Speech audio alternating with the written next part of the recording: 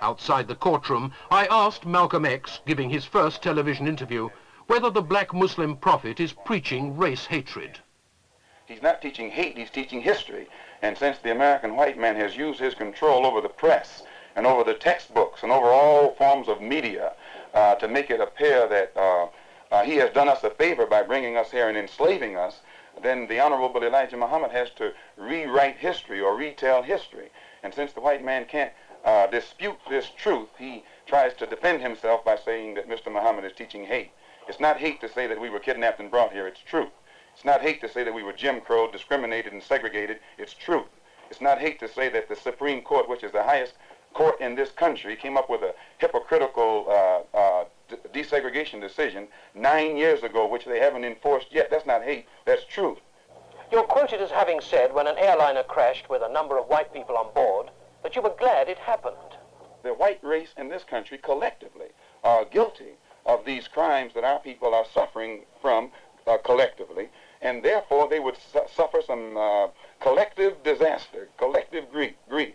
And when that plane crashed in France with 130 white people on it, and we learned that 120 of them were from the state of Georgia, the state that my own grandfather's was a slave in, why, to me, it couldn't have been anything but an act of God, a blessing from God, and I frankly and sincerely pray for similar blessings from him to repeat themselves as often as he can spare them.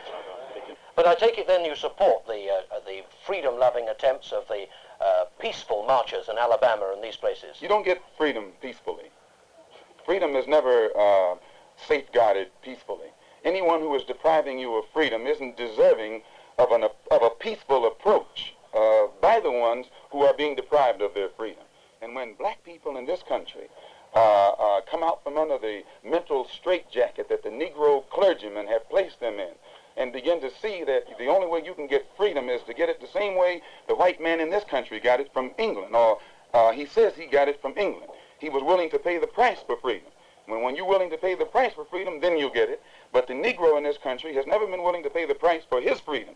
All of the price that we have been paying in the past has been freedom for the white man. We fought abroad so that the white man in America could be free today to sick police dogs on us, to beat our people in the heads with police clubs, and to turn water hose on little women and children and babies simply because they want to walk down the street like decent human beings. Now, the only way you can have peace is to eliminate those injustices, and the American white man is not going to eliminate them. He's going to talk that pretty talk, but he'll still continue to practice those inhuman deeds. You got the Honorable Elijah's message yourself behind prison walls.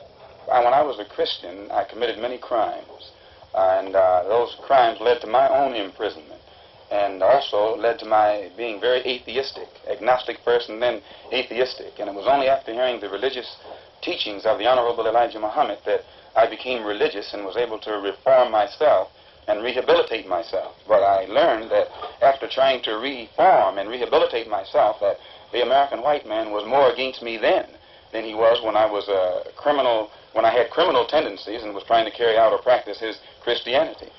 Do you blame Christianity for your crimes? Christianity is one of the real causes of most of the condition that black people in this country are confronted with. It's the religious concept that Christianity has given Negroes in this country that makes us almost incapable of solving our own problems. The black man in this country has a different religious concept when he's a Christian than the white man has. If you notice, the black man is the only one who will turn the other cheek to his enemy, or who will love his enemy, or who will pray for those who despitefully use him, just because he thinks that's what Jesus wants him to do. Now, the white man preaches the same thing, but he doesn't practice it. Now, this refusal to integrate, surely it must lead to demands for your own state in America. The black people in this country have been like a misfit wife married to the white man here who hasn't treated us right. And today, since we have given up all hope of him ever changing, we want a divorce. We want a complete separation, but we want a property settlement. And we think that the white man, we think that the American government should give us a property settlement, which means part of this country, which they robbed from the Indians with our help, and which they have worked up to make the kind of land that it is today.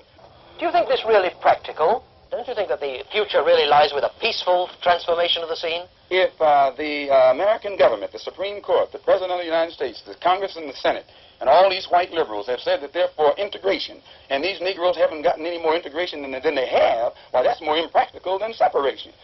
Practical means that's what you can practice. And if the Supreme Court and the Army and the Navy and the government and the President are supposed to be for integration and you still can't get it, why, good night. You can't get this. Impossible. But we can get separation overnight because we already have it.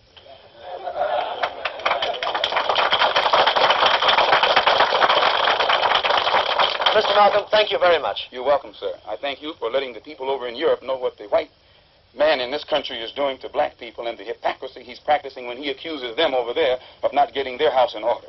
20 million black people in this country have been just as thoroughly colonized by the American white man in a more shrewd, modern way than all of the colonized people in Angola, South Africa, or any other part of this world. But the white man over here hides his own dirt by constantly pointing toward Britain and France and Portugal and these other countries and accusing them of being colonial powers when he mastered colonialism before those countries ever knew what it was.